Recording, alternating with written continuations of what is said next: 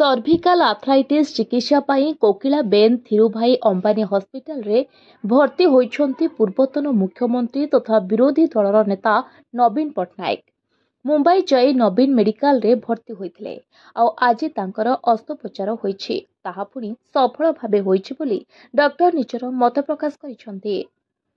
तबे नवीन को असुस्थता नेई सारा राज्यरू आशु आरोग्य कामनार सुर छुटिथिला। नवीन भुवनेश्वर छाड़िबा समय बहु संख्यार महिला और बीजेडी नेता कर्मी तांकु शुभेच्छा जणाइथिले। सारा राज्य में नवीन को आरोग्य कामना करी दीपदान करा जाउछि। बालेश्वर जिला बाबा बक्रेश्वर शैवपीठ में पूर्वतन मंत्री ज्योति प्रकाश पाणिग्राही नेतृत्व में शताधिक महिला और पुरुष नवीन को आशु आरोग्य कामना करी 108 दीप प्रदान करथिले। एहासह बाबांको पाखरे पूजार्चना करथिले।